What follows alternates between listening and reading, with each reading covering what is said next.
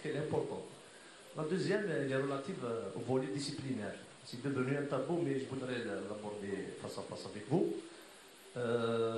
Durant vos négociations avec le président de la fédération et ses collaborateurs, est-ce que vous avez parlé des écarts disciplinaires dont ont été coupables certains joueurs cadres de l'équipe nationale, comme l'acte de rébellion contre Raïbach et le refus de la sélection avec Madjer, des écarts disciplinaires dont ont été coupables certains joueurs cadres de l'équipe nationale, comme l'acte de rébellion contre Raïbach et le refus de la sélection avec Madjer.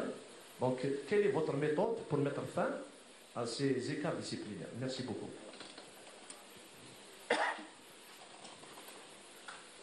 Je vais commencer par la deuxième question. Les actes disciplinaires, à vrai dire, non, je n'ai pas abordé ce sujet-là avec le président de fédération. J'ai conscience, évidemment, de ce qui se passe en équipe nationale. J'imagine qu'il faut un... Quand je dis j'imagine, je suis certain qu'il faut un code de bonne conduite dans toute équipe, club, fédération, équipe nationale. Donc, pour moi, il est évident, en plus, surtout quand on représente un pays, c'est d'ores et déjà quelque chose de logique et qui tombe sous le sens. Maintenant, les non-sélections de joueurs qui sont... Je ne sais pas ça, je ne sais pas, parce que si ça avait été le cas, ça peut être puni par la FIFA. Hein. Je ne sais pas ça, je ne sais pas, parce que si ça avait été le cas, ça peut être puni par la FIFA. Hein. Donc je ne sais pas si ça a existé, j'en ai entendu parler, mais je ne sais pas si c'est réellement ce qui s'est passé exactement. Donc je ne sais pas si ça a existé, j'en ai entendu parler, mais je sais pas si c'est réellement ce qui s'est passé exactement. Moi, je pars du principe que je vais mettre mon fonctionnement,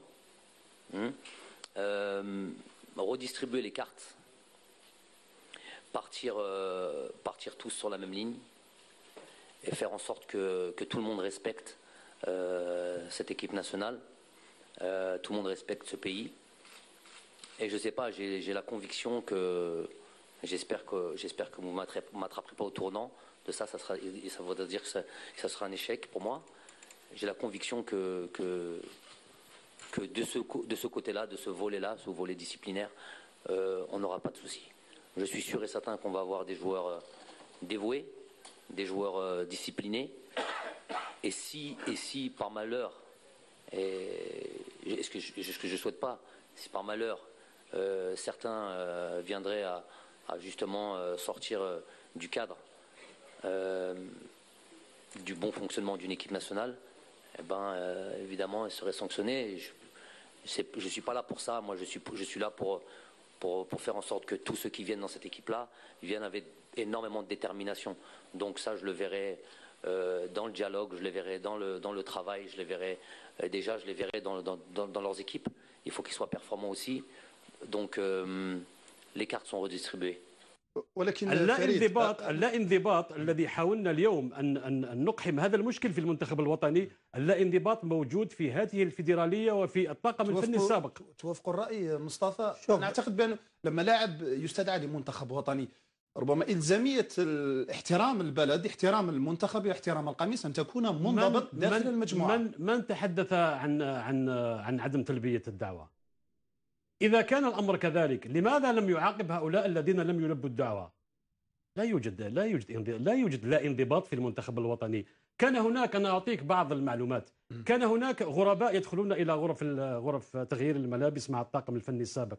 كيف تريد من هؤلاء اللاعبين أن يتحلوا بالانضباط وهم يعيشون في ظروف لا انضباطية؟ تعتقد بأن أطراف محيط المنتخب هو الذي فرض الانضباط؟ هل ترى بأن بعض الأسئلة التي طرحت اليوم من بعض المحسوبين على مهنتنا، هل ترى بأنها كانت في المستوى؟ لماذا نسمع بعض الأسئلة من بعض المحسوبين على هذه المهنة يتكلمون على الماضي وعن رايفات؟ هل طبيعي يعني يطرحوا أسئلة فارغة؟ هذا عهد جديد، هذا ناخب جديد. علينا أن نعي بأننا أمام منتخب جديد لنسأله عن المشروع، لنسأله عن الأهداف، لنسأله عن القائمة الموسعة. سئل عن المشروع وسئل عن الأهداف وطرحت عليه بعض الأسئلة التي رأيتها غريبة وغريبة جدا.